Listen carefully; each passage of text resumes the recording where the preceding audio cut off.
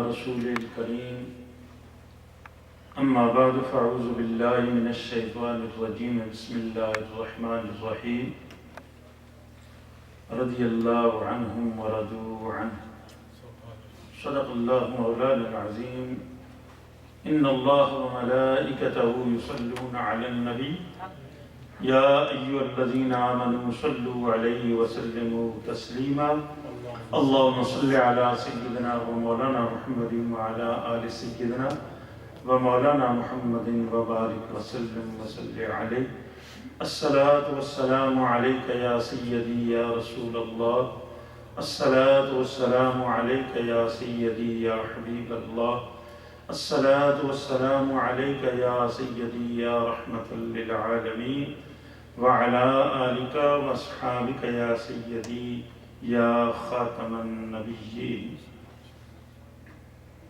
پیر طریقت رہبر شریعت پیکر اخلاص و وفا حضرت قبلہ صاحبزادہ پیر طیب الرحمن صاحب قادری دامت برکاتہ العالیہ، آپ کی اس حسین بزم میں بیٹھنے والے میرے نہایتی کرم فرما بزرگوں، دوستوں، عزیز بچوں، ہر ہفتے محفل ذکر کے اندر آپ تشریف لاتے ہیں، بڑی سعادت کی بات ہے. آج بھی محفل ذکر ہی کا پروگرام ہے، چونکہ یہ جس جگہ آپ بیٹھے ہوئے ہیں، ایک وہ دن تھا کہ اس جگہ پہ بیڈ بن رہے تھے، صوفے بن رہے تھے، سیٹیاں بن رہی تھیں، کچھ اور کاروبار ہو رہا تھا. جب میرے رب کو منظور ہوا کہ اس جگہ پہ اب سجدہ ریزیاں ہونی چاہیے، جب میرے اللہ کو یہ منظور ہوا کہ اب یہ جگہ اللہ کے ذکر سے آباد ہونی چاہیے، اللہ نے اس جگہ کو آباد کرنے کا سبب اور ذریعہ جو ہے وہ قبلہ پیر صاحب کو بنا دیا. جگہ انہوں نے لے لی اور تصور پہلے شاید ان کا بھی نہیں تھا کہ میں یہ جگہ تو لے رہا ہوں، پتہ نہیں آباد ہوگی کہ نہیں ہوگی. لیکن مسئلہ یہ ہے کہ جو بھی کام آپ خلوص سے نیت سے شروع کریں گے، اللہ رب العالمین اس کام کے اندر برکت پیدا فرما دیتا ہے. اب یہ مسجد بنی تو بظاہر دیکھنے والے یہ کہہ رہے تھے کہ یہ بڑی چھوٹی سی مسجد ہے. پہلے دنوں میں یہاں چند ایک نمازی آتے تھے اور مسجد کی وہ رونق نہ بن سکی تو یہ پریشان تھے. میں آیا تو میں نے کہا پریشان ہونے کی ضرورت نہیں ہے، بندے کا کام ہے اللہ کے حکم کی تعمیل کر دے، آگے اس کے اندر خیر اور برکت کا نور پیدا کرنا یہ رب العالمین کا کام ہے. آپ نے یہ کام شروع کیا، آپ پریشان نہ ہو. آج بحمدہ تعالی مجھے آپ بتا رہے تھے کہ تراویح کی بھی 2 جماعتیں ہوتی ہیں اور جمعے بھی 2 جماعتیں ہو رہی ہیں، اور الحمدللہ کہ یہ مسجد کا یہ حصہ بھی، اوپر کا حصہ بھی، اور جو انہوں نے اپنی پہلے رہائش گاہ بنائی ہوئی تھی اب وہ بھی خالی ہے، اور وہ بھی اب نمازیوں سے بھری ہوتی ہے. جب یہ کیفیت ہو گئی تو اب ان کے دوستوں نے اور انہوں نے ایک منصوبہ تیار کیا کہ یہ جگہ کم ہے تو اللہ کے ذکر کے لیے وسیع جگہ ہونی چاہیے. چنانچہ جیسے مجھے انہوں نے بتایا تو میں نے اس دن سوچنے لگا کہ واقعی اللہ رب العالمین جب کسی سے کام لیتا ہے نا تو اس کے لیے سبب ایسا بنا دیتا ہے. مجھے پیر صاحب فرمانے لگے کہ یہ مسجد کے سامنے یہاں جگہ پڑی ہوئی ہے 4 کنال، اور وہ ایک دوست ہیں ان کی ہے، تو میں ان کے پاس گیا کہ یہ جگہ ہمیں چاہیے، تو آپ کتنے میں جگہ دیں گے؟ تو میں نے کہا جی، انہوں نے کہا کہ آپ کے جیب میں کتنے پیسے ہیں؟ ایسے ہی ہوا جی. کہتے ہیں میں نے جیب میں ہاتھ ڈالا تو 1 پاؤنڈ نکلا. کتنا؟ 1 پاؤنڈ نکلا. تو وہ جن کی جگہ تھی وہ کہنے لگے کہ بس یہی دے دو اور انہی پیسوں میں یہ جگہ آپ لے لو. پتہ نہیں یہ آج تک انہوں نے یہ ذکر کس سے کیا ہے نہیں کیا ہے، لیکن ہوا یہی ہے. اور وہ اللہ کا بندہ، دیکھو نا، پاکستان میں ایک مرلہ کو جگہ فری میں دینے کے لیے اتنا جلدی تیار نہیں ہوتا، تو برمنگھم کے سینے میں جگہ ہو، برمنگھم کے مڈل میں جگہ ہو، جہاں کاروبار بھی ہو سکتا ہے، جہاں مارکیٹ بھی بن سکتی ہے، جہاں اور کام بھی ہو سکتا ہے جس سے لاکھوں پاؤنڈ کمائے جا سکتے ہیں، لیکن اس اللہ کے بندے نے کہا کہ بس یہی پیسے دے دو اور یہ جگہ مسجد کے لیے تم کو عطا کرتے ہیں. معلوم یہ ہوتا ہے کہ سبب بنانے والا میرا اللہ تھا، اور اس اللہ نے ان کے دل کے اندر یہ بات ڈال دی کہ اس جگہ سے شاید دنیاوی طور پر تو تمہیں بہت منافع ہو سکتا ہے، لیکن جو تمہیں اللہ منافع دینے لگا ہے اس کا تمہیں اندازہ بھی نہیں ہے. چنانچہ وہ جگہ کنہوں نے پیش کی؟ پیر صاحب نے مجھ کو بتایا حج کے موقع پر کہ وہ یہ حاجی صاحب ہے جو ہمارے سامنے بیٹھے ہوئے ہیں. اللہ ان کو جزائے خیر عطا فرمائے. اللہ ان کا وہ عطیہ جو اللہ کی راہ میں عطا کیا گیا، اللہ وہ قبول اور منظور فرمائے. اب اس جگہ کے بنانے کے لیے مسجد کا سکیچ تیار ہوا، وہ مسجد میں لگا ہوا ہے. آپ حضرات نے دیکھا، میں نے دیکھا، سب نے دیکھا. اتنی حسین مسجد کی بنیاد رکھنے کی تیاری ہوئی. اللہ نے ایک اور سبب بنا دیا کہ تھوڑا انتظار کر لو، شاید تمہیں اس سے بھی اعلیٰ جگہ عطا کر دیتے ہیں. جگہ وہ بھی اعلیٰ ہے کہ جتنے خلوص سے انہوں نے عطا کی ہے اس خلوص کی تو کوئی قیمت ہی نہیں ہے. اب انتظار ہونے لگا اس دوسری جگہ کا جو ساتھی ہے. تو حاجی صاحب سے میں نے آج بھی پوچھا تو فرمانے لگے کہ انشاءاللہ میں امید ہے 1-2 مہینے تک اس جگہ کا ہمارے حق میں کوئی نہ کوئی فیصلہ ہو جائے گا. یہ جگہ 4 کنال ہے، وہ تقریباً 1 ایکڑ ہے، یعنی 8 کنال کے قریب ہے وہ جگہ.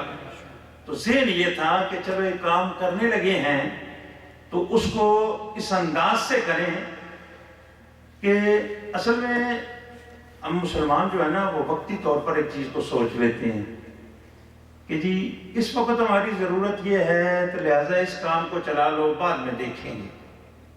لیکن اصل حقیقت یہ ہوتی ہے کہ بندے کو 50 سال 100 سال کا آگے کی طرف ذہن رکھنا چاہیے. بھئی آج یہ ضرورت ہے. بہت ساری مساجد ہیں کہ جو پہلے بہت بڑی لگتی تھی لیکن آج وہ مسجدیں تنگ ہو گئی ہیں، لیکن اب وہاں قریب جگہ کوئی نہیں ہے. نتیجہ یہ ہوا کہ اب لوگ وہاں پہ پریشانی کا عالم میں مبتلا ہیں. تو یہ سوچا پیر صاحب نے اور ان کے دوستوں نے، حاجی صاحب نے اور باقی حضرات نے، کہ ہمیں ایسا کوئی سلسلہ سوچنا چاہیے کہ تاکہ آئندہ 50 سال 100 سال کے قریب تک یہ جو ضرورت ہے یہاں علاقے کی وہ پوری ہوتی رہے. اس سلسلہ میں اس جگہ کے بارے میں انہوں نے سوچا. انشاءاللہ مجھے امید ہے مبارک مہینہ ہے، رحمتوں والا مہینہ، برکتوں والا مہینہ ہے. اللہ رب العالمین اس ماہ مقدس کے صدقے میں اللہ وہ بھی مشکل حل فرمائے گا. آج بھی پیر صاحب نے غزوہ بدر کے لوگوں کا تھوڑا سا ذکر کیا ہے، اور ذکر کر کے آپ لوگوں کے سامنے آپ نے ایک چیز رکھی ہے کہ اصحاب بدر کتنے تھے؟ 313۔ یہاں ایک بات آپ کو عرض کروں گا، اللہ رب العالمین کے جو رسول نبی خدا نے بھیجے وہ کل کتنے تھے؟ 1,24,000۔ کتنے؟ 1,24,000۔ اور ان نبیوں میں، انبیاء میں جو رسول تھے وہ 313 تھے۔ رسول کتنے تھے؟ 313۔ اور جو ان میں اولو العزم تھے وہ کتنے تھے؟ 5۔ وہ کتنے تھے؟ 5۔ اور پھر ان انبیاء کرام علیہ السلام کے اندر صاحب کتاب نبی جو تھے، رسول جو تھے، وہ کتنے تھے؟ وہ 4 تھے۔ اللہ نے میرے مصطفیٰ کریم کو جو غلام عطا فرمائے وہ ٹوٹل صحابہ کتنے تھے؟ 1,24,000۔ جب سرکار نے حج فرمایا، حضور کا وہ پہلا ہی حج تھا اور وہی آخری حج تھا، جس کو حجۃ الوداع کہتے ہیں۔ وہ آخری اور پہلا حج رسول اللہ کا وہی تھا۔ اس میں رسول اللہ کے ساتھ حج کرنے والے جو صحابہ تھے وہ کتنے تھے؟ 1,24,000 حضور کے غلام۔ اللہ نے یہ تقسیم بھی اسی انداز سے فرمائی رسول اللہ کے غلاموں کی کہ ٹوٹل کی تعداد انبیاء کے گنتی کے برابر اور بدری صحابہ کی تعداد اللہ نے رسولوں کی گنتی کے برابر، اور صاحب شریعت اور صاحب کتاب نبی جو تھے، رسول جو تھے، وہ 4 تھے۔ اللہ نے میرے نبی کو خلیفے بھی 4 ہی عطا فرمائے۔ تو ذکر کر رہے تھے بھئی 313 رسول اللہ کے جو بدری صحابہ تھے، اور وہ ایسے یوں تو رسول اللہ کے سارے صحابہ جو تھے وہ ستارے تھے۔ اللہ نے سب کے بارے میں اعلان فرمایا رضی اللہ عنہم ورضوا عنہ، وہ رب سے راضی، اللہ ان سب سے راضی۔ وہ رب سے راضی، اللہ ان سب سے راضی۔ جن سے اللہ راضی ہے، اگر ان سے ایک تعلق پیدا کیا جائے گا، کوئی نسبت رکھی جائے گی، تو اللہ ان نسبت رکھنے والوں سے بھی تو راضی ہوگا۔ کیوں کہ رسول اللہ کا فرمان گرامی یہ ہے کہ جس سے تم دنیا میں تعلق رکھو گے، چاہت رکھو گے، پیار رکھو گے، محبت رکھو گے، فرمایا قیامت کے دن بھی تمہیں انہی کے ساتھ رکھا جائے گا۔ تو بڑی مزے کی بات ہے، پیر صاحب نے یہ رکھی کہ بھئی مسجد جو جس کی بنیاد رکھنے جا رہے ہیں، آئندہ جو منصوبہ ہے، کہ بھئی اس کے لیے 313 آدمی چاہیے، اور ہر آدمی 313 پاؤنڈ تھا۔ ہر آدمی 313 پاؤنڈ پیش کرے، اور یہ نہیں ہمیں فرما رہے کہ ابھی تم دے دو، یہ منصوبہ ذہن کے اندر ہے۔ ماہ مبارک کے اندر اس کی ایڈورٹائزمنٹ ہوگی، جمعہ کے موقع پر اس بارے میں لوگوں کو بتایا جائے گا، تو انشاءاللہ العزیز ہے، یہ آپ فکر نہ کریں، اللہ یہ 313 آپ کو عطا فرمائے گا۔ اس کی ایک وجہ ہے، وجہ یہ ہے کہ محدثین کرام نے ایک بات لکھی ہے، فرماتے ہیں رسول اللہ کے جو بدری صحابہ تھے نا 313، ان کا نام دے کر، ان کا وسیلہ دے کر جو بھی رب سے مانگو وہ اللہ دیتا ہے۔ یہ محدثین کرام نے فرمایا اور لکھا ہے کہ بدری صحابہ کا جو بھی وسیلہ دو گے، ان کے نام پر جو بھی رب سے مانگو گے، اللہ وہ تم کو ضرور عطا فرمائے گا۔ تو اگر تم نے بدری صحابہ کا ٹارگٹ رکھا ہے تو انشاءاللہ العزیز میرا رب یہ ٹارگٹ پورا فرمائے گا، اس لیے کہ میرے رب کو ان سے لج ہے کہ جنہوں نے اپنی جان رسول اللہ کے قدموں پر قربان کی ہے، جنہوں نے اپنا سب کچھ رسول اللہ پر قربان کیا ہے۔ اور بدر کے میدان کے اندر ابھی قبلہ پیر صاحب بتا رہے تھے ایسے ایسے مناظر لوگوں نے دیکھے ہیں کہ قیامت تک لوگ ان کا ذکر کر کے اپنی ایمانوں کو تازہ کرتے رہتے ہیں۔ وہ بدر ہی کا میدان تھا جہاں کچھ ننھے سے بھی بچے موجود تھے، جو ننھے سے حبیبی وہاں موجود تھے۔ لڑتے لڑتے ابو جہل سے انہوں نے وار کیا کفار نے، تو بازو کٹ گیا، اور کٹا ایسے کہ باقی بازو کٹ گیا، تھوڑا سا گوشت چمڑا وہ باقی رہ گیا، تو بازو نیچے لٹک رہا تھا۔